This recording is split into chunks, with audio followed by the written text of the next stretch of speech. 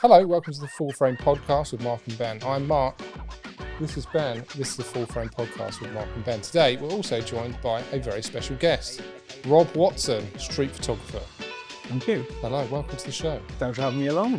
Thank you for coming. So we met you in London. We were doing a photo walk and you just sort of walked up to us and introduced yourself. And I thought he must be on the photo walk. Yeah. And then, where's that guy gone? He disappeared, and then you followed us on Instagram, so we sort of stayed in touch. And a few weeks later, we ended up in your video, which was kind of what prompted us to message you. I tried it because I hate doing POV stuff. I told you that, and I absolutely hate it. But I really respect those that do it. Mm. I always watch stuff like that because you want to see what other street photographers are doing, don't you? Yeah. And like Paulie B, he's like the hero of it all, and just watch him. But he's just been, I don't know if you've seen, he just did a couple in Rome. Okay. And they looked fabulous, but it showed him in his hotel room setting up to go out and do another walkie-talkie. And he was in his hotel room going, oh, I really wish I didn't have to do all this, with these GoPros and everything. I just want to go out and take pictures. And that's how I feel I've tried doing some POV stuff before just by sticking my iPhone, clipping iPhone to me chest. That's just doesn't work well. I got a GoPro and I'm just so aware. I'm just so thinking about this, not about this. Yeah. And that's what Paulie B was on about. He just wants to go out and take photographs without thinking, I've got to talk, and I've got to, you're thinking about, is it pointing up? Is it pointing down? I just want to go out and take photographs. And I can't be bothered. we found that, I think, with we try and work out. Like I'm the video guy, you're more the photography guy, and I'm trying to think how do I get good video shots and get good photography stuff as well. Yeah. So it is a bit of a it's hard work to do both. Yeah, it is a challenge. I'd like to focus on both. They're so similar but so different, aren't they? Like videos and photos, but I think your video actually was really good to watch. I really enjoyed watching it because it was a London Pride. That's it. Because I thought this is going to be a great one to do. It's going to be really, really busy, and I turned up, nothing, dead as anything. It was at 10 o'clock. Walked into Piccadilly Circus, and still setting up, and I was just empty this. And I'd done all the walk down the Strand, and I put my film in at and filmed all that. I got there to go. It's empty. When's it all happening? Because last year the weather was cracking the flags. It was brilliant. Everyone was in a really good mood. But I don't know why this year it just didn't work. And I had me GoPro Pro on thinking, must perform for the camera. But I think people don't mind videos like that. I think people still enjoy watching videos that potentially don't have your best work in. It's still interesting for people to watch the process and stuff, even if you're not particularly proud of all the photos. No, you're right. It's just the process. I think people love that. It's just been in street. You'll know this. Street photography is about nurturing a relationship with disappointment, isn't it? You just you just go, no, rubbish. Move on. But the thing is, with the pictures that I put in that little video, they were I hadn't even bothered. So I scanned them and haven't even bothered. I hadn't bothered editing them or anything. So I'll just flash them up for a second, but. It doesn't work all the time, but when it does, because I did Manchester Pride, whenever it was, a month or so afterwards, and that was out of this world. Yeah. And the only thing was because London Pride, it's only really the parade. So, well, as far as I know, it's just the parade. But Manchester Pride, there's the parade. Nobody photographs the parade. You only photograph the parade if you want balloons and crap like that. But if you want, Manchester's got Canal Street. Really, really famous street where everything happens, and everything happens between 10 o'clock at night and 4 o'clock in the morning. That's when you're out taking photographs, not at the parade.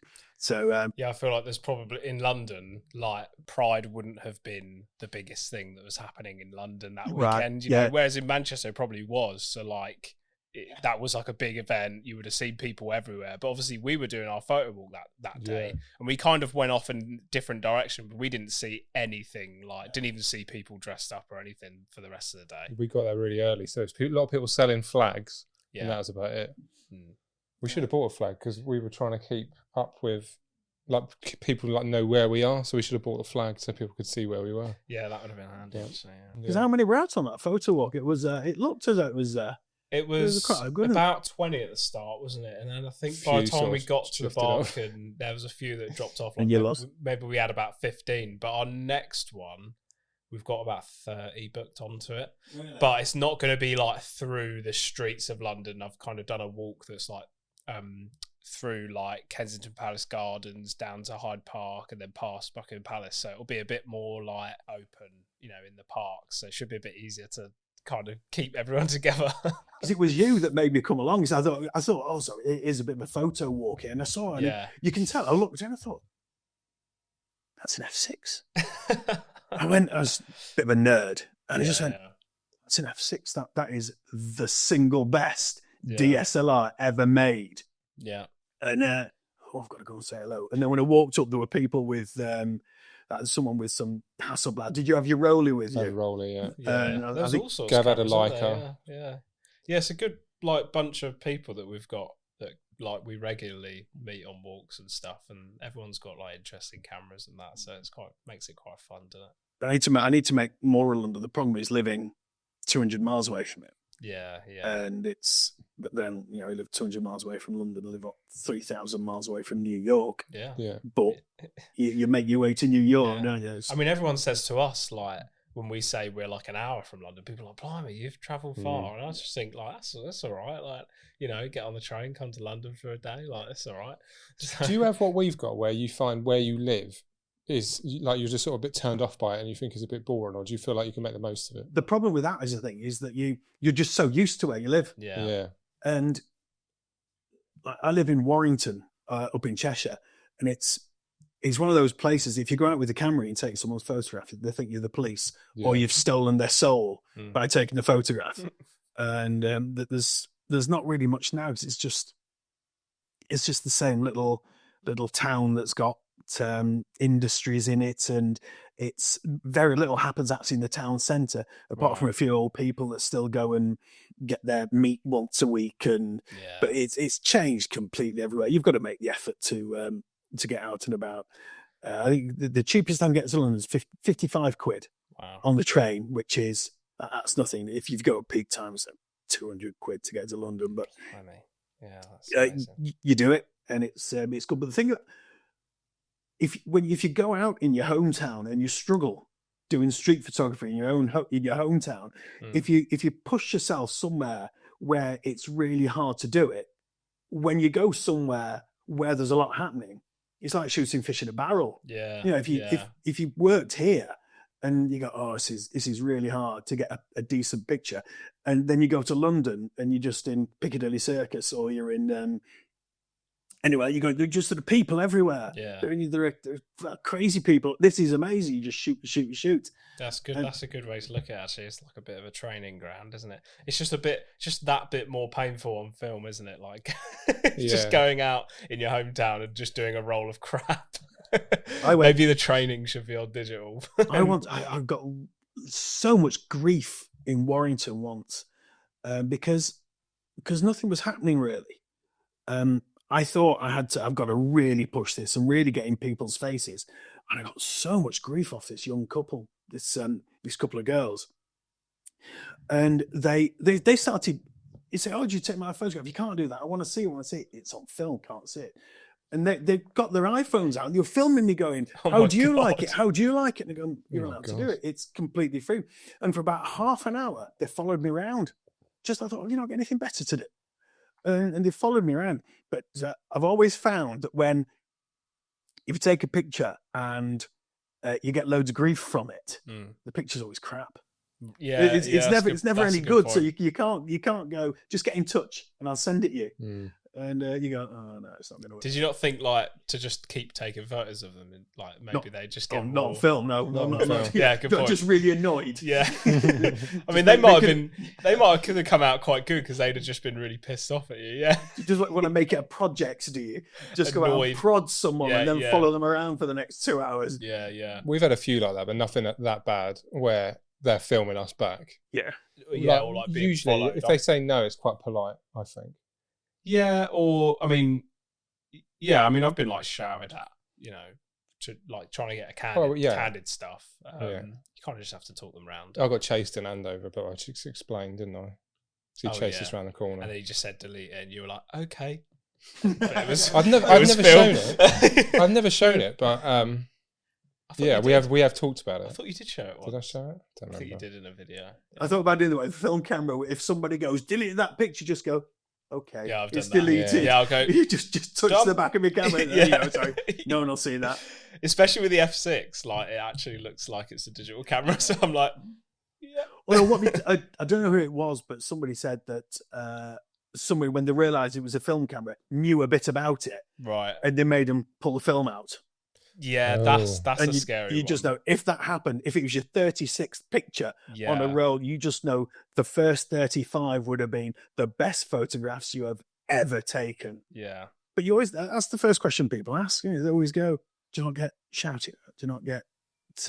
I find it's not as rare as... in London, it's not as common as you think. It's easier in London to get photos of people.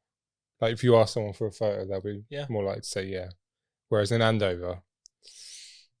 tougher that will be, I think. Yeah. You mentioned New York as well. Oh, yes. So tell us about how did you start that? Because you've got the exhibition going on as we film this, but unfortunately when it goes out, the exhibition in the Warrington Museum will be over.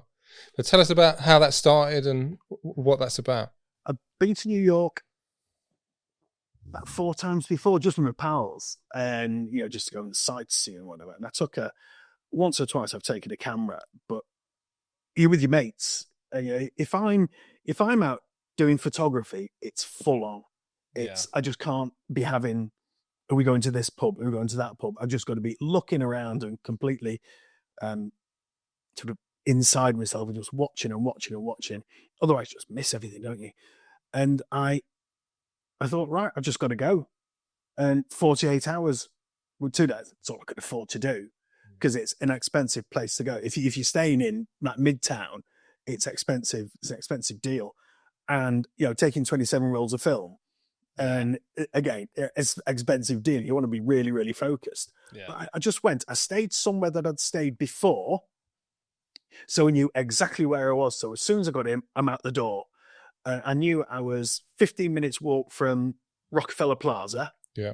So I could go, and there's always loads of tourists there, and just get warmed up there and just start taking photographs because people are like that.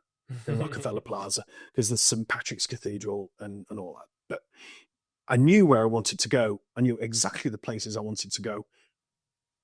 And it was just completely full on. No holes barred, no nothing, no, and going here, doing this. I did go to a place called Photographista, which is just had the most amazing photography exhibitions. I did make a diversion to go there. But I just went to places that I knew would be busy. So it was Herald Square, Bryant Park, Washington Square Park, which wasn't as busy as I thought it was going to be. I say it was just before the election. I went to Coney Island. Got to go to Coney Island. I thought I'm just going where really, really iconic photographs have been taken. And it just worked. It was absolutely fabulous. Nice.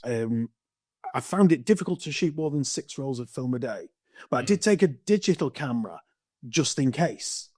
And in case, because I bought this, I just went to cameras that I got before that. I got a Leica ND, and one of the old proper old ones without a rangefinder. All right. Because my street photography, I do an f11, so I'm just zone focusing all the time. Don't need to look through. Got a little viewfinder on top.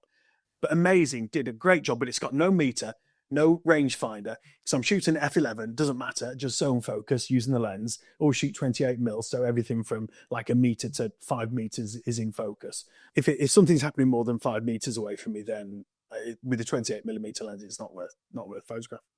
I went to the Leica store in Manchester, my local Leica store. They always rant on that they are the independent Leica store left in the country.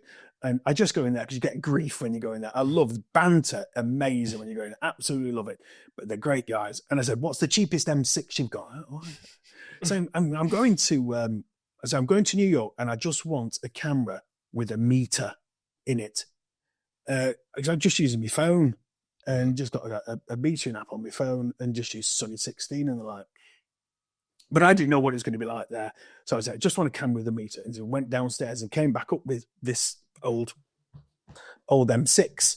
And I already had the lens, put it on, and I absolutely loved it. And it just wind it on. And I thought, oh, feels like butter, that does. And I don't know if it's just because it's so old and worn. It's like sitting in an old car's leather seat. Okay. And you just sort of sit in it and go, oh, it's lovely, this. Or it is just worn to bits and it's going to fall to pieces. So I took an M9 as well. Just wanted a camera. I think it's set on bulbs there. And, so I took this digital camera and I shot loads and loads of film. But then once, like for about an hour, I thought, I'm going to use the M9 and just see what happens. And in 1 hour, I shot 500 photographs and none of them really. One was half good and that was it. I think it's because you're just walking around because you think I'd just shoot. You're not waiting and so you're not looking. And whilst I was just shooting at anything, other things might have been happening somewhere else. Yeah. But I just didn't notice them because I'm just shooting. Whereas with film, you go around and you're thinking, oh, it's a quid every time you press the shutter. Yeah. More and aware. then you got to think about printing them and all sorts. It really just focused me. And I just put the old M9 away. It's an M9 with sensor corrosion on it. Yeah, but it's only a few spots of sensor corrosion, but you can't get it fixed now. Yeah. And so the camera's just a paperweight and they're only going to get worse and worse. So this camera didn't cost me much. And I took it and I realised, no, it's not for me. Just film. Just shoot film. Yeah. What year is this? Do you know? Don't know. It's good, Nick. But it's reasonable, but it's because it's they're anodized, aren't they? It's not paint. So okay, so this is not like one that would brass or anything. No. Yeah, right. Okay. How much was it? $2,000. Okay. $2,000 from a dealer. Yeah. Which is really good. But now looking at on eBay, and I thought, how much are these now? And they're all about $2,000 on eBay. Yeah. And eBay take, how much of that? So did you go to New York with an exhibition in mind, or just for a trip? No, just for a trip. I thought I want to go walk in the footsteps of Gary Winogrand and Robert Frank. Yeah, nice. And Harold Feinstein, and just go and just see. Right, they did it. Can I do it? People say, was it easier then, or was it harder then? Okay. Because it's easier then because people sort of accepted cameras and they're not thinking in 10 seconds time their picture's going to be on Instagram. Yeah. People aren't as suspicious. Or people wouldn't have been as suspicious back then, really, would they, of like a camera? Because you would have been, if you had a Leica or something, in the 60s or whatever, walking around New York, you'd be seen as a photographer. Mm-hmm. Yeah. Now it's like, well, every tourist has a camera. So it's kind of, photographers aren't always seen as photographers. It could be, any dodgy bloke. You know what I mean? So you can, but even so, people that don't know about photography, they see, if they saw a they can tell a modern digital camera from something that's a bit old. Yeah. People sort of don't mind about. I've always thought that like the Rollie, you'd get away with shooting someone with a TLR, not just because it's a bit less obvious, but like it's just a bit more interesting and it's obvious that you're not like taking it seriously. Yeah, because you've got like this old camera, like do you know what I mean? I've got Hasselblad. I do. There's one street up in London called South Molton Street, and people are always really cool up and down there. And I go and do street portraits up and down there, but I use the old Hasselblad. Yeah. And I go to people, I say, that's the only time when I ask people, can I take your photograph? And you're probably not seeing those photographs. But you see someone in the distance and you go, right, I'm going to ask that person there because they look really cool.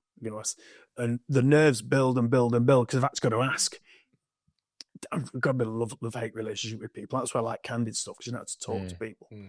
But, and you go, oh, do you mind if I take your photograph? And they go, yeah, take a photograph. What for? What do you take a photograph for? They see the old Hasselblad. And, they know sweet FA about photography. Yeah. But they go, take me a photograph. They go, oh, isn't that the camera that went to the moon?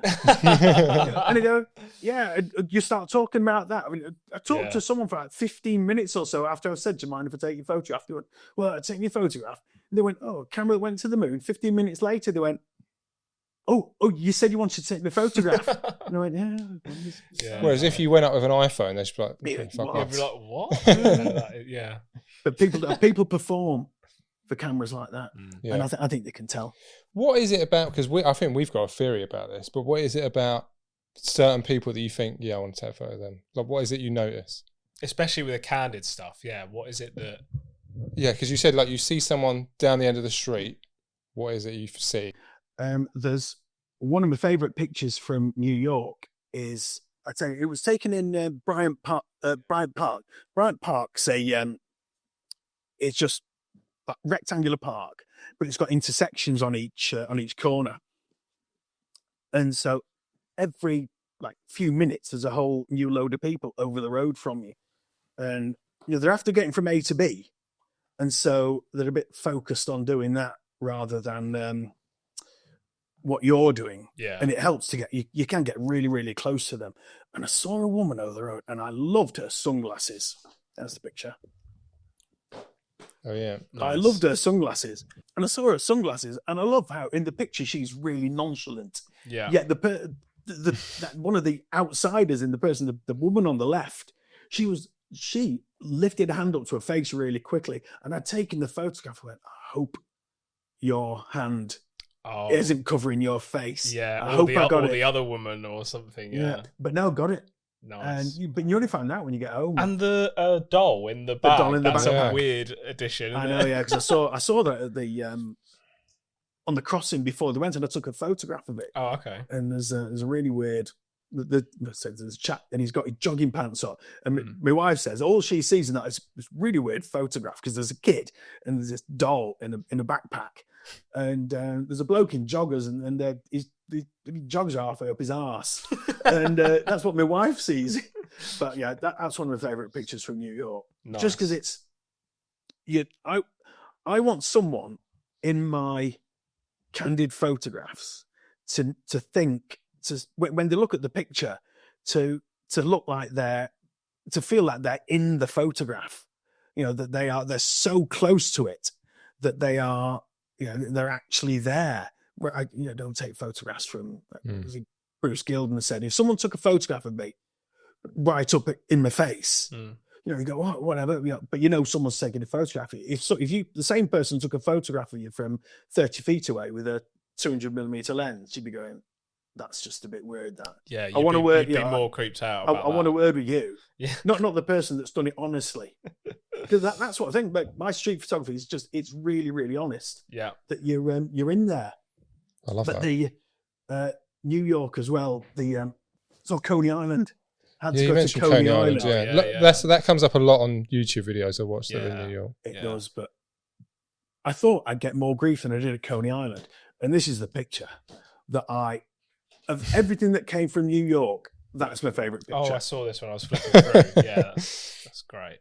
That's great. Because I took two photographs, because I'm walking in a beach just looking like an Englishman walking around with me black jeans on and me trainers and a bag over my shoulder going, click, with a hat on, with a wee bucket hat on. I'm going to just get shot here because it wasn't busy. If it's busy, you can get away with it. Yeah, yeah. And I'm just walking around going click. And they usually go down there like on 4th of July, don't they? Yeah. It's absolutely mental. I know. Yeah. So I took one portrait picture. So one landscape picture, but it cuts off the top of the old parachute. And so I took another. I'm standing here too long, and look at these blokes here, these budgie smugglers. If they see me, and I went portrait, took one picture, and walked off. You don't know you got it, but I just love that picture. Yeah, in black and white, he looks almost like a Ken doll as well, because it really sort of blends in with his skin colour. I don't know what actual colour they were, but well, probably not far off from what the colour of the sand is. It is amazing. Like if you just glance at it, you're like, "Fucking hell, he's naked." But yeah, I see what you mean. Yeah. But that's up in the exhibition, and people say the only thing that, if it's not in the 50, you can't tell it was in the 50s apart from that little sun shelter. That's there. Yeah. But I got grief. Great. New York, the only place I got grief in New York was with that picture there. Oh, what Really? happened there then? Why? The only one. That was Only one in New York that I got grief from was the Really? volleyball picture. That is amazing, isn't it? You like if you flicked through them, you'd any normal person would think 50% of them you probably got grief for. Not one, apart from and that they one. definitely wouldn't pick that one out. Yeah. Well, none of them. What happened here then? Right, so they're playing volleyball, and I crouched down, and I wanted to get a picture of him serving the ball, throwing the ball in the air and just about to hit it. I didn't know, so I crouched down, thinking about the background and everything, and he came up, did his serve. I took about 3 photographs, and this girl walks up to me, and she goes, stop taking pictures of them. And she said, you've been here for ages. Stop taking pictures. I've taken about 3 photographs. I said, no, you're not. And I said, I said to her, look, we're in Coney Island here in New York. Some of the most iconic photographs in New York history have been taken here at Coney Island. And she went, it's not like that anymore. And I said, really? So I stood up, I put my big boy hat on. Yeah. And I said, look, when this picture is on the walls of the Museum of Modern Art, I thought, when this picture's on the walls of the Museum of Modern Art, and those lads are looking at that picture on the walls of Museum of Modern Art, ask them whether it was all right me taking their photograph. Yeah. And she went, walked off. If I was the guy, but so the serving people, that, the I'd be people well in happy it with that. weren't bothered. He looks It was incredible. just someone, one of the just a girlfriends. standby. Oh right, One of the girlfriends, yeah. Right. Even the way I like the way the thunderbolt is there as well. It's nice. Thunderbolt. And the position, like his form as he. And like the ball's like because the sky's perfect, clear, it's That's what I really wanted. isolated. Yeah, I think that's what made it good, especially in New York, because it's just an amazing place. Plus, it was 28 degrees. There wasn't a cloud in the sky. It was a decent temperature. Apparently, if you go to New York, I've never been to New York in like midsummer. right. It's Boiling, I've heard. Unbelievably oppressive. Yeah. But going to Coney Island and seeing it was, to me, it was all right. And I was thinking, what's this place like on 4th of July? Yeah. With people chucking themselves off. I think Paulie B's got a video from 4th of July. It's just chaos, but incredible at the same time. Like his photos were just amazing. So this is just at the end of October last year? Yes, 12th, 13th of October. Just before the election. Yeah. 12th, 13th, 14th. Nice. It was, I think it was because I was just so focused and I didn't do any I've done all the sightseeing there before. It just worked. Absolutely loved it. Nice. No messing, no fuss. Someone said, an American told me, she said that you probably got away with loads. You get away with murder by being polite. And you're in people's faces and walk around camera up here, you just go click and people go, wow. But you go, say thank you and just keep walking. Yeah. Just don't stop. Just keep walking. And by the time they've processed that, an English person has just taken a photograph of me, bit weird, and he said thank you. Oh, in an English accent. By that time, you're 10 meters away. Yeah. And no one's going to turn around and come and give you any grief. They're just heads down on the way anyway. I like the Trevor Wise Cup. You look great. Yeah, you've done it a few times. That's the one Paulie B video. You showed me. That's the first one I watched. I despise him. Why is that? I don't know. I wasn't really a big fan of his pictures, and I thought he's just a knob. Yeah. Basically, I just thought he's. I just wouldn't give him the time of day. Don't know. I just didn't like him. Nice. But then when I watched that, I thought this guy's going to be very polarizing. But I did like the way I loved that they captured a moment of him getting like grilled by like this massive suited black guy, and he was definitely probably like shitting his pants a little bit. Oh yeah. but I love that they captured that, and he did handle it well. He's had some good photographers on his YouTube channel. He has I think one of my favourite ones. Did you see any YouTube, any photographers? Not one. Because they've got a pretty... I didn't see Superman. I didn't see Spider-Man. I saw no superheroes and not one other street photographer. That is crazy. I thought it's 12th, 13th of October. It's 28 degrees. The weather's perfect. It's a weekend. I'll be bumping into people. and I'll be talking to people and not a single person, not one. Because it does seem like there's a decent community of street photographers in New York. But yeah, I don't know if they're probably all on WhatsApp groups, aren't they? Yeah, and I'm going out, you're going out. Yeah. And everyone meets up, but I didn't see one. And they're probably gatekeeping these like little areas that have all the gems. Why do you always shoot on black and white? Do you want the long answer or the short answer? Both. Long and then the short. You want the long and then the short? Yeah. Black and white are the colours of history. Yeah. Oh, people say, I see in black and white. And you said this to me, didn't you? And you get used to seeing things in black and white. But when once every 6 months, I go, I'm not shot a roller colour film. I'll do a roller colour film. And I don't develop colour film. Colour films are pain in the arse to develop. It's just so many different parts to it. And photographs are too important for that. And I put a roller colour film in, and as soon as there's a colour in my camera, I'm a different person. I'm looking for colourful things. I'm not looking for situations that might develop into something that I really want to photograph. I'm just looking for colourful things. And, I think that it's going to turn you into a sort of lighter kind of photographer. When I've just got black and white film in, I'm just looking at people's faces. And you look for situations that might develop into something that you want to photograph. Yeah. But when you're shooting 28mm, you want to be really, really close. Sometimes that you're never really close enough. Yeah. Plus, I can develop it. Yeah. Black and white myself. And I'm still a little bit, I would like the whole digital thing that, you take a picture and you can see it straight away. I think that's great. That sort of gives you that little bit of a hit. But shooting film stops you from doing that. You don't know if you've got a banger. So if you go out and when your first 10 photographs, you're shooting digitally, you go, that's a great picture, that. You go, I'll relax now. So when you're shooting film, you've no idea, have you? Yeah. You know this. You're going, have I got a decent photograph? No, I don't know. You go, look for the next. It works the other way around as well. So you don't know if you've just got a roll of crap. So you still kind of feel pretty good. Like, you can load your second roll in and you don't know if the one you've just done is any good. But at the same time, if you've got bangers on there, you kind of get like a double hit because then you develop it, you look at the photos, and then you're like, you get that kind of boost again, But what happened with this is that I found that picture of the girl with the sunglasses coming straight at me, that's one of the first pictures I sort of thought, brilliant, jobs are good. I've been to New York. Because, if you go somewhere, if you go shooting, doing street photography, you get one picture. It's been the best day ever. You get one really, really good picture. But that picture jumped out at me first. But then it's the picture of the sunbather. It's like the quiet. It's the girl crossing the road. There's 3 girls crossing the road. So the doll in the backpack and whatever. That's the song that you buy the album for.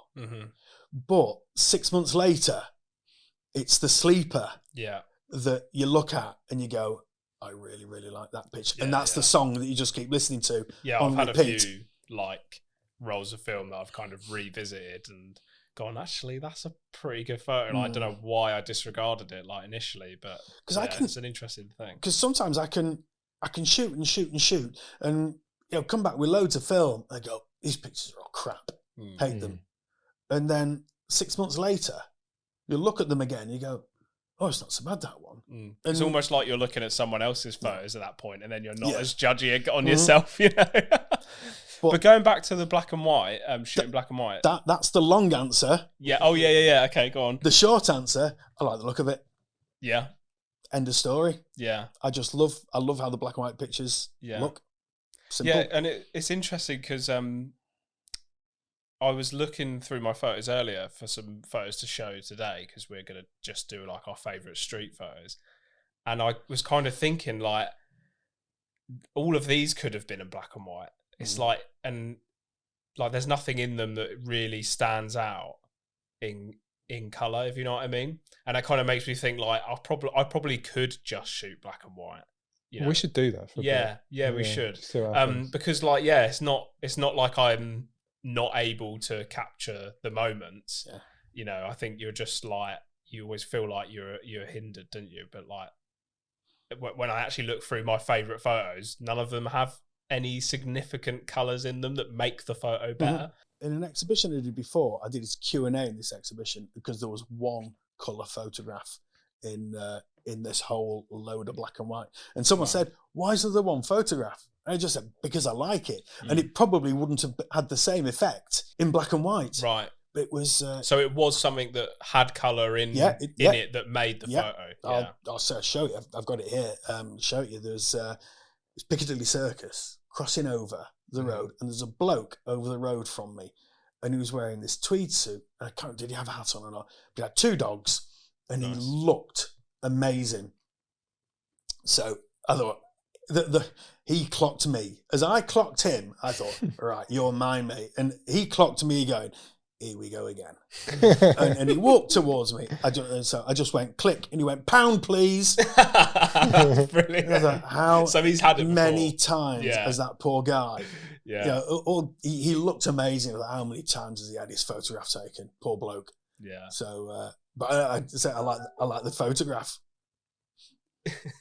Nice. Yeah, that's cool. How do you get all these exhibitions? Do you have like relationships with galleries or museums and stuff?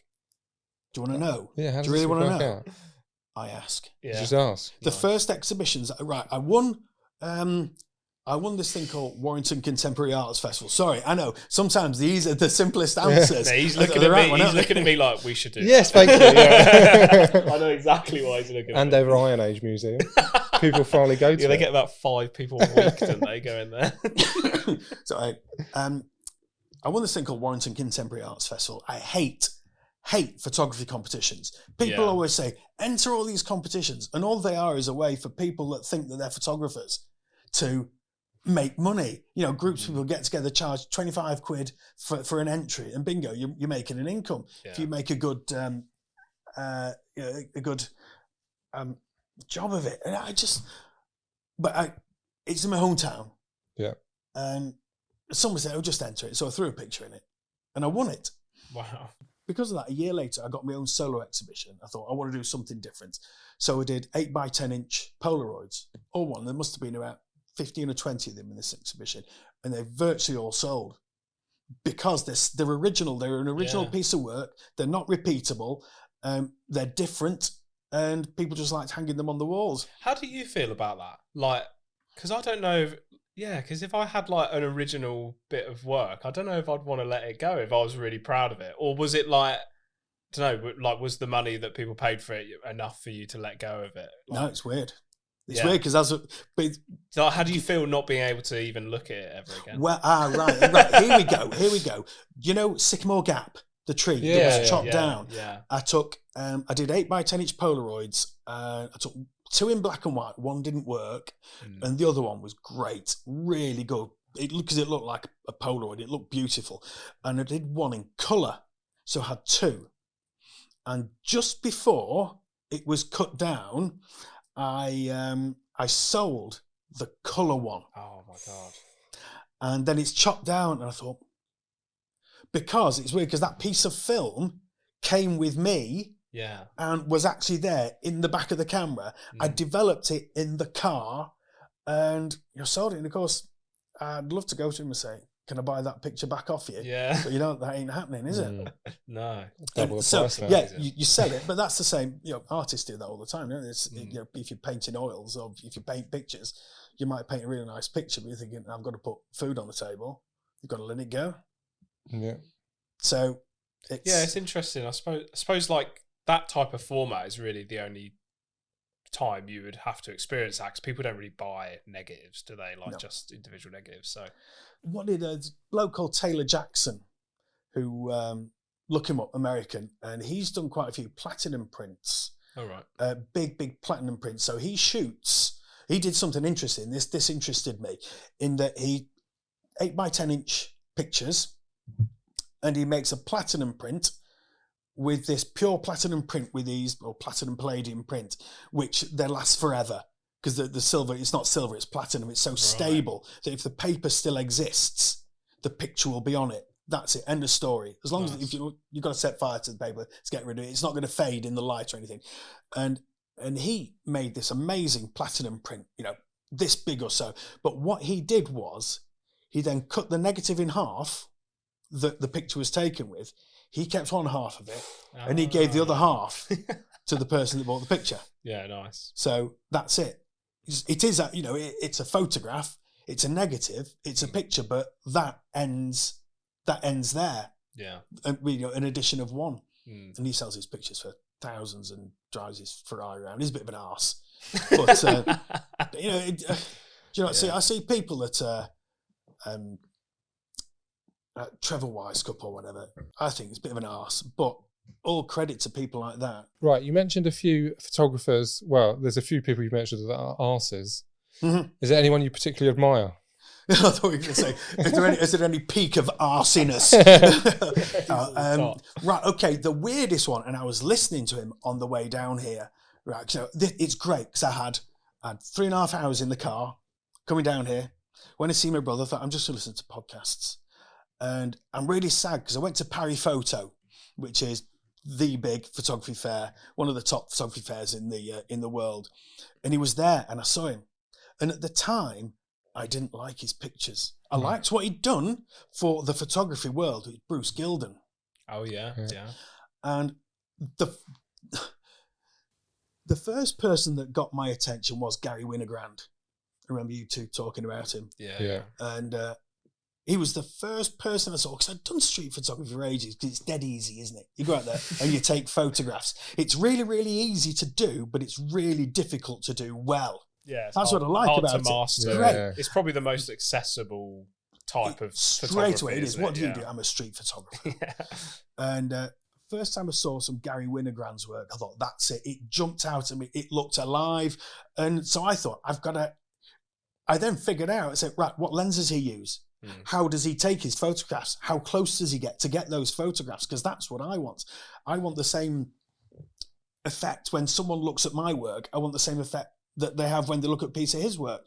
And so Gary Winogrand took the biscuit with me. I just love his pictures. And so I was listening to him on the way down, and he was talking like Rice University or whatever, and he's talking to MIT. And people were saying, "Oh, do you sell your pictures?" He goes, "I just don't sell many pictures." I thought, she's Gary Winogrand. People that are now, just because he's dead and gone, they're fighting for his pictures. But Bruce Gilden, saw him at Paris Photo, and I thought, I'd like to go up to you, Bruce, and go, I don't really like your work, mate, but I absolutely love what you've done for the genre of photography, right? And I started looking. I went when I was in New York. I went to this Photographista place, amazing building in New York, and there was a Bruce Gilden exhibition on. There was a Vivian Mayer exhibition and Bruce Gilden on a floor, and I just walked in and seen his pictures on the wall. I just thought, good, because you're so used to seeing him. You see pictures like this big on a screen. You see his pictures. You go, all of a sudden it makes sense. Yeah. I love Harold Feinstein just because he's the sweetest guy in the world. And yet he was in Coney Island all that time. And again, it's another photographer. Nobody knew anything about him, was it? He had pictures in MoMA and stuff, and he probably had Guggenheim money given him and stuff, but nobody knew who these people were until they're dead and the internet comes along. And now people are making films about them. They're just getting what there is available. It's been the same for artists as well, isn't it? Like throughout time, isn't it? Like how many artists can you name that blew up and sold their huge names for millions after dying? Like I love it. When I speak to people, they go, "Oh, you're a photographer, you've got exhibitions. Oh, you'd be famous. You're a famous photographer." I go, "Name me 3 famous photographers." Yeah. And this is to people that think they know. They'll say David they go, maybe. I go, definitely. David Bailey. David Bailey's one. Yeah. Go on. Who are the others that you think their name? Yeah. Who would non-photographers name? I said so. Little old me from Warrington is a long way off being famous. Yeah. But thanks for having me here. Yeah. Film stock wise, let's get a bit nerdy and technical. Did you take a range of film stocks? Do you love one film stock? Mm-hmm. Yeah. So what is said film stock? What do you think it is? HP4. or HP5, which is the HP5, the 400 ISO one. FP4, HP5, FP4, Tri-X. Oh, Tri-X. Tri-X. It's just that bit more expensive, but I don't shoot. Mm-hmm. And I just thought to myself, if it's good enough for them, all those people I've just been talking about, I thought it was good enough for them, it's good enough for me.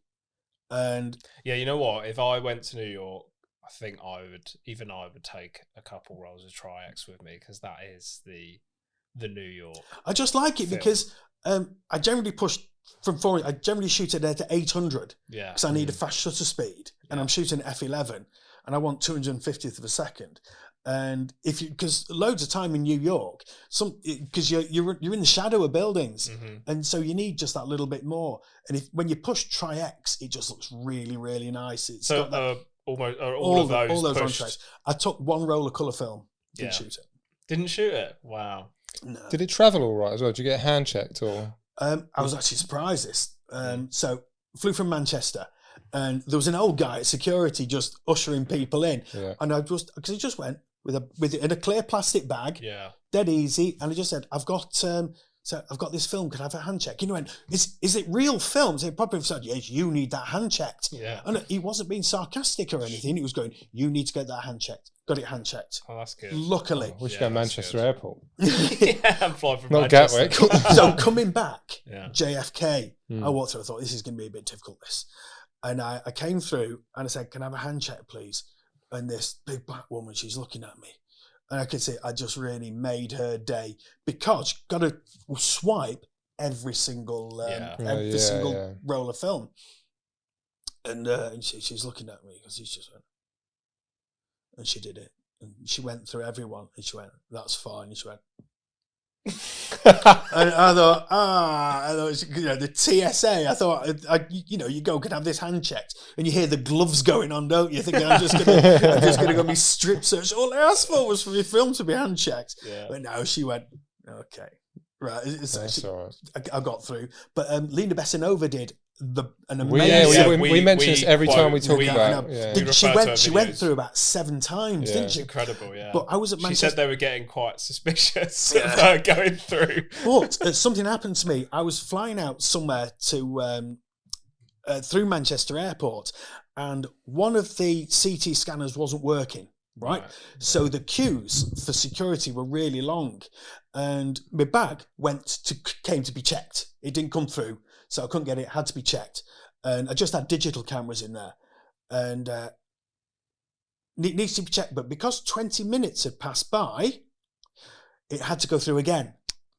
Oh, right. And it came through again, and it was so busy. 20 minutes had passed, timed out. He brought it, got to the screen. He went, "Is this your bag?" "Yeah."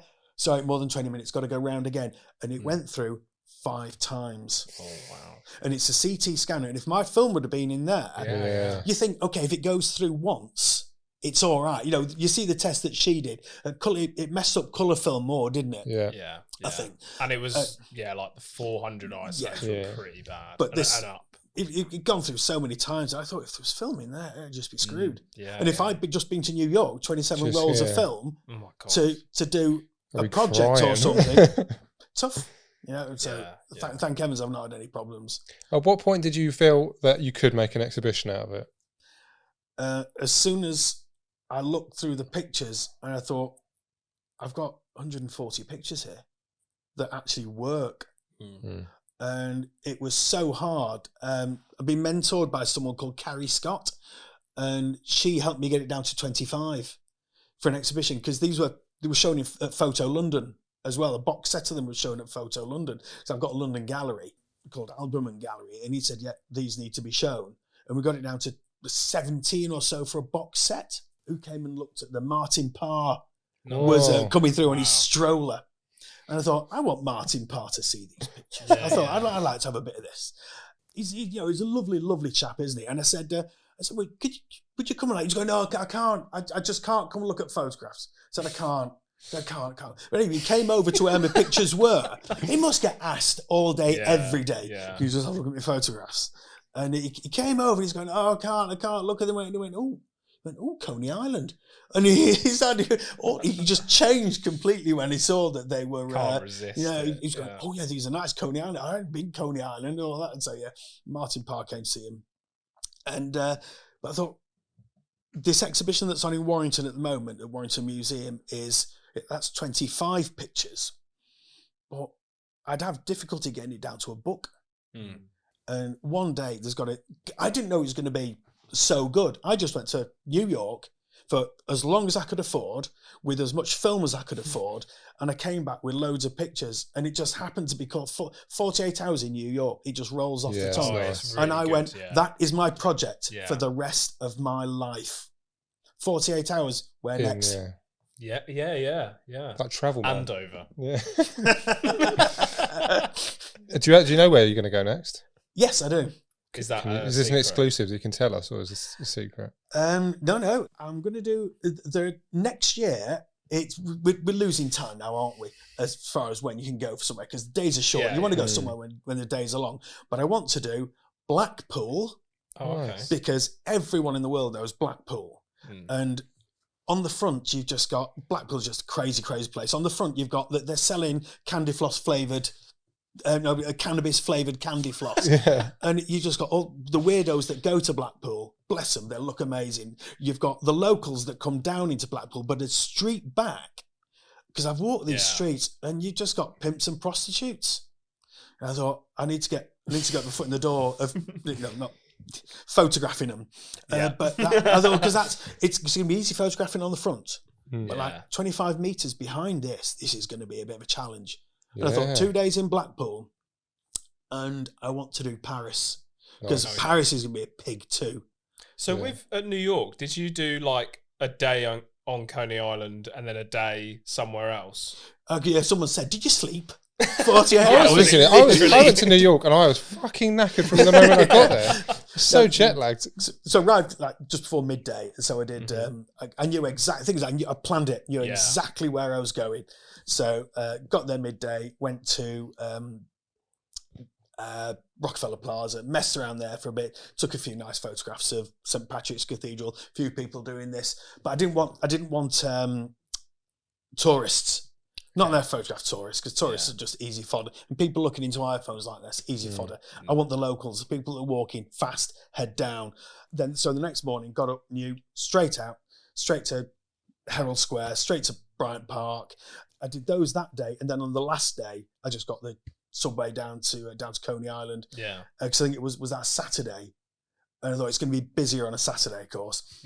And I got there, and it was actually quite empty. So I went to a bar called Ruby's and had a gorgeous pint, the most expensive pint I've ever bought anywhere, absolutely anywhere. But because of where I was, it was gorgeous. I actually saw I saw a bit of Bruce Gilden, and he was stood outside Ruby's, and he was going, "It's rubbish here. There's no one here."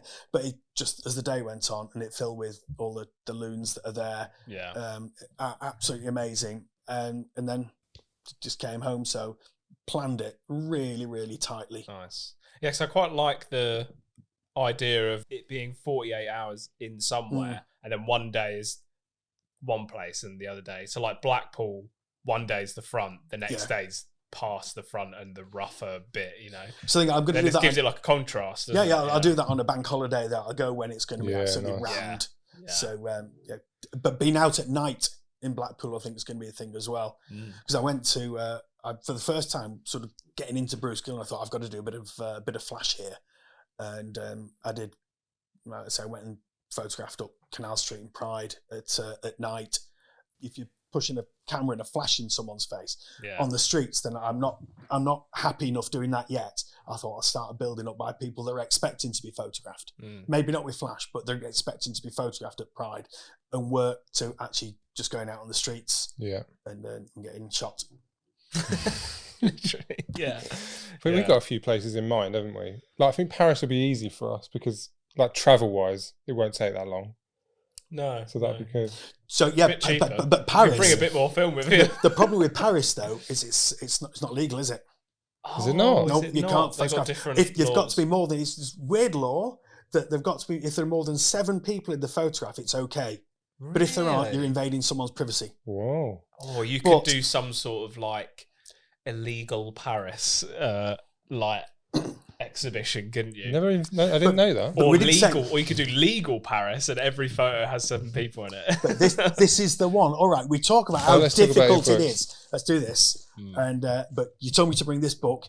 This is the benchmark book. Oh, yeah, and there's something about this book that you will, after everything we said, you're going to go, what? Okay. But you talk about being safe somewhere, and you think this bloke was photographing in the 70s with flash. He went out shooting, and he had a knife down his sock, and he went out with that little album of photographs because there was no, here's me, follow me on Instagram. Yeah. And this is the benchmark book for me. This is, if I think I've taken a picture, have you seen this book? And you look at some of those pictures and you think, Subway. Oh, okay. Is it New York Subway then? Yes. Look at, just flick through that quickly and just go, the great thing about doing street photography is if there's a problem, and this is 70s, you can run. Yeah. Right. He's on the subway, he's on trains, and he's photographing people with guns, and it's just... Oh my God. The New York subway in like the 70s was really rough, wasn't it? There's pictures like that with the that I absolutely adore. I love the pictures on that were taken on the platforms, but look at him, he's in there. He's actually in the cars. These don't look... Okay, that's got some... Maybe they are all flash, aren't they? They're pretty much all flash. So they're quite like subtle though. Some of them don't even look like they're flash. I think it's put in the film because I think they're all using like 64 ASA film. Right. Okay. And just it's all slide film, I bet.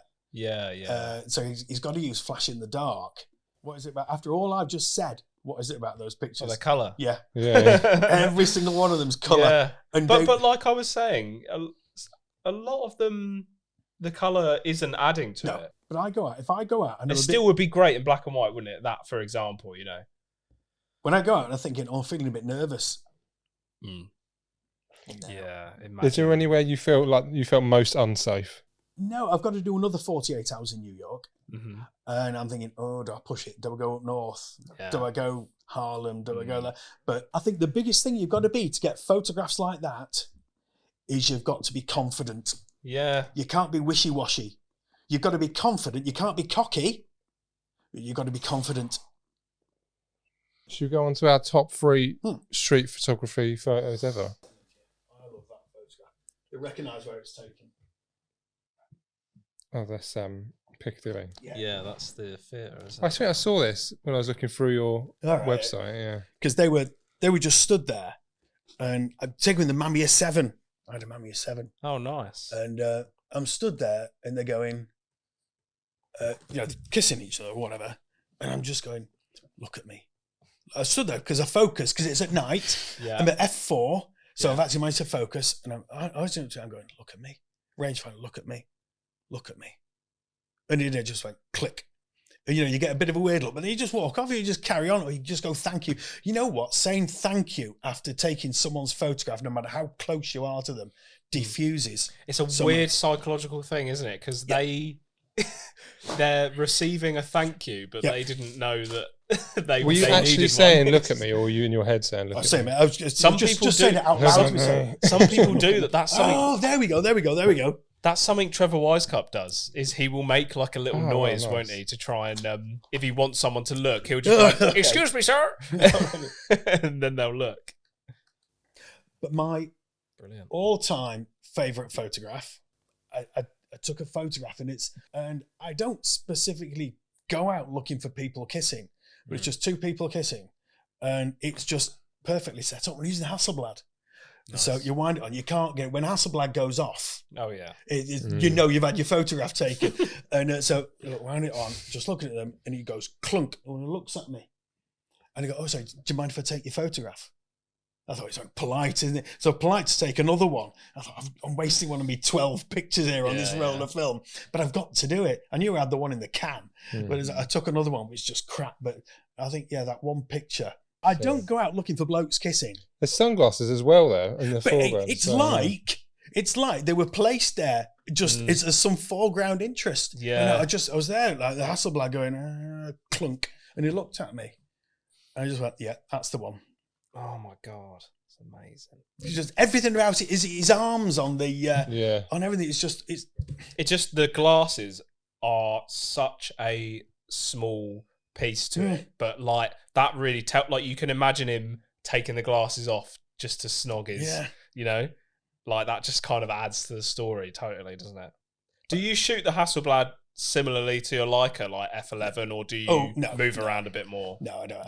You've got to, because it's slow down and stuff. Yeah. So my 3 favourite photographs, I think, are that one. Yeah. Because that one you said, and one of these or both of these. I really, really like that one. Yeah. Or it's going to be the. I'm sorry. Yeah. If you can have as many as you like. And that woman there, look at her. Look at her. I saw her. I like a pair of sunglasses.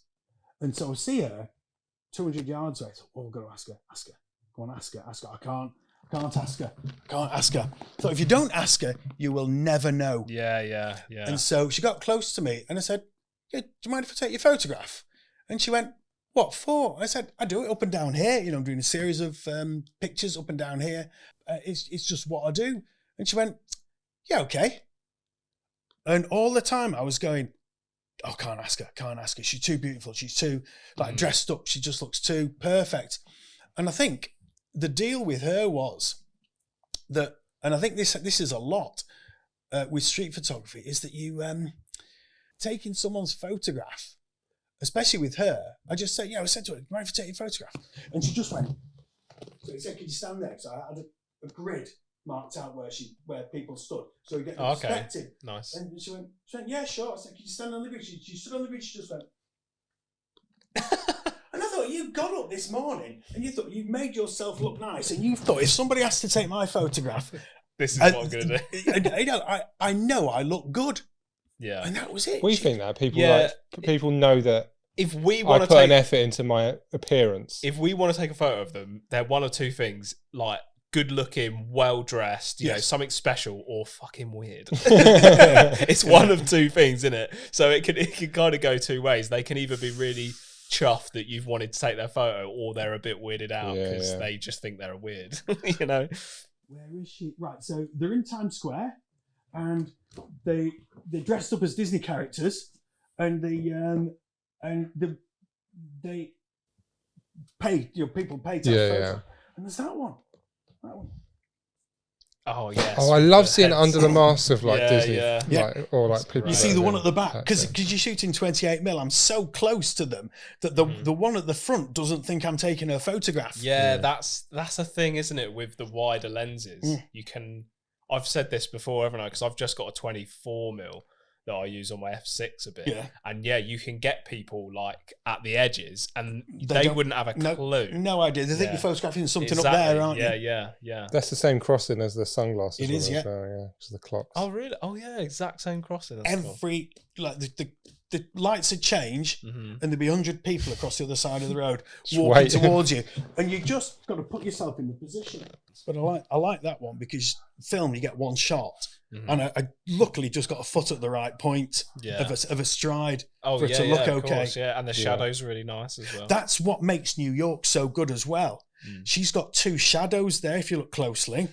Oh right. She's got a shadow from the sun. What's bouncing off? And she's got bouncing off like some 100-story building at the side. She's actually got 3, I think. There's a really subtle shadow there. Probably, but it's like, if you stand there, it's just like it's lit for you. Yeah. The scene is lit. Yeah. But the picture I'd have on my wall is the Coney Island one. Yeah. If I could have one picture on my wall that wasn't a family picture, someone said, "What's the?" Because you said, didn't you? What's the one picture? Yeah, you love photos of your son, didn't you? And they are good. Yeah, but then there is like I don't show them on value. YouTube or anything. No. You said, but there is sentimental value picture. there. You said one picture. If you could keep one picture, then you go. It'd be a picture of your family, wouldn't it? It wouldn't be any arty-farty piece of crap, would it? We've got loads on my wall in my kitchen that I never show on YouTube or anything. So. They're the pictures, aren't they? If your house was on fire, they're the pictures that you take with you. I grab all my negatives, actually. Mine are in here. yeah, you're right. So those pictures, I just nice. Love them. Yeah. Cool. Excellent. Do you want to show ours? Yeah, let's do ours. Right. What's your number 3? Okay, I'm going to go. I might have an honourable mention because I've narrowed it down to 4. I've got 4. Yeah, okay, let's go 4. Let's go 4 then. So my number 4 is this guy. where was this? Oxford. Oxford, yeah. It was on the Rolly, which is fun. I think it was on like Lomo Metropolis. Did he get his haircut? Film. No, it's I think it's like a henna tattoo or something. Okay. Because it kind of... You wouldn't have thought that's taken in this country. Yeah, there's like tattoos in the corner there, which have just got into the frame. And I think he's getting something done on his neck, but he's looking at me like kind of weirdly. There's nothing in a street photograph. There is like that one in Piccadilly Circus. Yeah. There's nothing like that touch of eye contact, exactly, is there? Yeah. I think like he obviously whatever the guy was doing, he didn't want to move, so he's just got eyes like that, you know. My number 4. Oh was in the Barbican. This was on red scale. So it's sort of looking at them, and then I don't know what happened with the light, but I think maybe the tripod slipped or something. But it made it look like light columns. No, don't you remember? I rescanned them for you, and the light trails went across the photo. So what had happened is you'd done a long exposure and wound the shot on whilst the shutter was open. That's good. And it actually made a really long photo because you did 2 or 3, didn't you? Yeah. And it basically made like this really long photo with streaks. You'll have to show it. It's so cool. Okay. I'll tell you, I listened to a podcast called The Kodakery, and there's someone on there that shoots 35mm rolls of film, and he just puts photographs on photographs on photographs on photographs, and he was the first person that I said. Someone said to him, "This amazing person, and how technically he makes these, because when they're printed out, they're like 40 feet long, right? Yeah, and because it's one photograph just on it." And someone said, "You use black and white film. Why do you use black and white film?" And he just went, "I like the look of it." Yeah, and I went, "Thank God, someone's just gone and said because I like the look of it, not gone on into some spiel about it." Yeah. 3. Okay. Ben. Oh yeah, you want me to do a 3? The woman getting arrested at that. Oh, that's nice. The Palestine protest. Right, I would love to. If I lived closer to London, I'd be in those. Yeah, they are great. And this kind of just happened in front of us, didn't it? Yeah. Because we were like down one of the side roads on Whitehall, and they had like this whole like processing for all unit the Palestine for the Palestine people. Action people, and this was obviously one of them. And I just saw them dragging her out of the van, and I was like, I've got to run over and get that. Like, she's cuffed up, she was on the verge of tears, and like that copper's kind of looking at me, and she kind of almost looks like pleased with herself. That's great. It's just street photography. It's the right place at the right time. Yeah, totally. We were just chatting there because it was in the shade and it was hot, wasn't it? Yeah, and then they just all came to us. We spoke about it on one of the last podcasts, and we were saying how like you've got to get stuck in, but at the same time, sometimes they just appear in front of you, don't they? You know, if you want to get the shots, you've got to get stuck in, but sometimes you will just stop for a break and something happens. And that's what we were doing. We were literally just trying to get out of the sun. And it just happened, and there was just loads of shots in front of us, wasn't there? It was great. Yeah, the protest was brilliant. For that. We'll do a few more. Yeah, cool. My number 3 was it Canary Wharf in February? This was expired Super Snaps film. So it's just people in a restaurant and then long exposure, people walking past. Oh, this is the Blade Runner-y looking one, isn't it? Yeah. Rescanned. Great shot.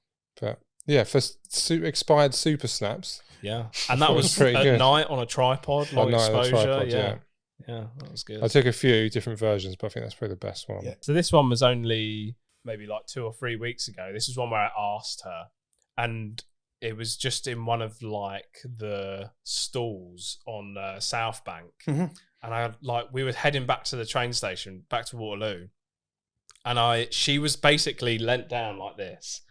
On her phone, and as I walked past, she was basically like that. I saw her reflection in it's like a coffee machine or something, and I walked past. I thought, oh, that's an interesting like angle. And I was walking past. I just stopped. Like, I've got to go. Like, I was with my mate. I was like, I've got to go and get that. And I just went back and asked her. And I was just like, I really like how you were just like sat there on your phone because you just like look in the reflection, and she did it. I think she nailed it as much as I did because like it was exactly how I wanted it, and it was exactly how I saw it when I saw the reflection walking past. You've got to go back, haven't you? You just got to go back and do it. Really Otherwise, you just spend the rest of your life going, that was going to be a really good picture there. And once you do it once, it only takes one time to ask, and then you're like, right, who's next? Like it's so strange. Like it really gives you like a little boost when you just ask one person. You want to find the next person who's worthy of a photo.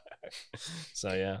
My number 2 is someone I asked, and I got a free book out of it. What? Oh yeah. There's Harry Krishna, fella in Covent Garden. I got a few photos of him, but this is one where I took one of him, and then this was the more posed one. Yeah. Oh, okay. Yeah. But yeah, I've got a print of that as well, but I haven't put it on my wall yet. I might put that in my house. Yeah. Yeah, I like it. But it was really nice. Gave me a free book.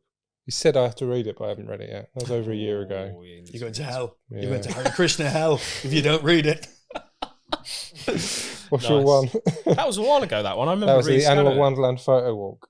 Wow, yeah, that was a while ago. That was August 2024. Yeah, nice. Cool, this is my one. I've shown it before. Oh yeah, you got into big trouble with this. Well, I wouldn't say big trouble, but maybe that's part of the reason why I like it. Yeah, she kind of just had a go at me, and I kind of explained what I do, like you were saying, and she like kind of chilled out by the end of it. But I just love the expression on her face. She was it was one of those moments when it's right in front of you, you see it, and it like triggers something in your brain, and there is no way I was not taking that photo. It was a very impulsive thing. And so I assume this is her daughter, she was crying. I don't know what had happened to her, and her face was just like, I don't know, I could see something in her face because she was trying to like, kind of calm her daughter down, and it was like a mothering kind of thing, and I could just see something in her face. I was like, I have to take that. And I think she clocked that I had brought my camera up very quickly, and her looking at me, makes it even better. Yes. But it almost looks like a model's pose, doesn't it? Like she's kind of like the brother as well in it. Looks like she's got like a fan blowing at her in the hair and stuff. That's one of those photographs that if you're not close enough. So if your pictures aren't good enough, you're not close enough. If you'd have been 2 feet further back, exactly. That picture wouldn't have worked. Yeah, because you need that bit of reaction, don't you, from somebody? Yeah. And this was like the split second between her looking and reacting, so she hadn't even reacted. That's perfect. That's the perfect time. Exactly. Yeah, and the reason she was like annoyed was because her daughter was crying, but I obviously didn't notice that because she was facing the other way. But it wasn't until I got the photo back and rescanned it, there is a single teardrop running down her cheek that just proves it. So yeah, that was just quite funny. So I look at that and I go, I'm happy with that. It's a good photo. But then there's also a bit of like backstory that like just for me makes it a bit more fun. A bit more of a bit more work, because I kind of had to do. I tried the whole yes, I'll delete it thing, and she didn't believe me. So I had to kind of work hard for it, and then had to go back and be like, oh, it's film. Yes. So yeah, always tell the truth. I think. Yeah. Always tell the truth. Yeah. My number 1 is the same number 1 as last month. Oh, so good. So this was at the Palestine protest. Yeah. What's and he was just I think he was taking a photo of the stage, I guess. No, the stage is behind him. So he was taking a photo over my head. Maybe it was a flag or something. But yeah, I was just walking through the crowd at this point. I would love to. That was great. Yeah. What's his name? Oh dear, Peter Gabriel. What's he doing? Oh right, yeah. I always get like old Asian rockers, don't I? Tony Iommi. Yeah. I get lookalikes of Asian rockers in my photos. Yeah. That's a great photo, Mars. That's one of my favourite photos of yours. Cool, thank you. It's great, and it was just on your little kid's my toy, waterproof camera. Yeah, that looks like a kid's toy. Yeah. It does look like a kid's toy. Cool. There we go. There are 4 photos. Excellent. Not photos of the month. Favourite street photos. Photos, yeah. So to wrap up, just tell us a little bit about if people want to find out more about you or get in touch with you. What's the best way for people to reach out? Instagram, website, it's the same thing. It's robertjohnwatson.co.uk. That's all there is. I've got a newsletter that goes out from a website. I'm a bit miffed with Instagram at the moment, but Instagram, robertjohnwatson.co.uk. That's it. Nice. Have you got an exhibition in 4 years' time? You told us. I've got an exhibition in 4 years' time. I've got a lot of work to do. But just going to New York, those pictures from New York and getting that 48 hours in New York vibe, 48 hours where next. Yeah. I thought that's it. This exhibition is going to be 48 hours in, insert, wild, crazy city. Yeah, nice. Like Blackpool. Brilliant. You're going to video that as well? You Video could what? put a GoPro on in New York. Oh, can't do it. Do you plan on doing any more YouTube stuff? I've done a couple. I think I'm going to do a bit more in like the dark room. Yeah. Because when the photograph's done, when that bit's done, I think just more that process. Because it's just capturing the pictures that I can't be. I've got to be concentrating on what I'm doing and not hanging cameras off me. Yeah. Yeah, cool. So your YouTube's just the same. Your name. Yeah, it is. Yeah. Cool. There's one or two videos on there. There's a walkthrough of my last exhibition in there where Brandy Estes from old Sotheby's, head of photography at Sotheby's, came and did a walkthrough with me. That's on there. But a few more bits and pieces, but it's never going to be full. Yeah. Cool. Well, thanks for coming on. That's everything, isn't it? Yeah. Appreciate it. Thanks for travelling down as well, because it was a bit of a journey. Thank you for coming to us. Worth it. Appreciate it. Yeah. Good little natter. And thank you for watching. If you've watched this far, really do appreciate it. Don't forget to like and subscribe. Comment if you're able. I'm going to wait till the sync's done. It's literally done that all day. Stopped until we've done this. Oh God, it's really going for it. Yeah, this morning it was fucking mental.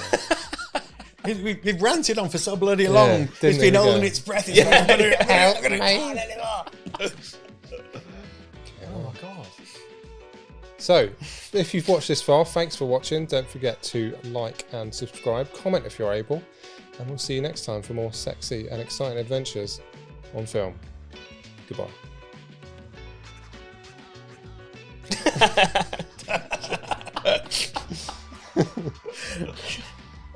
Oh, God.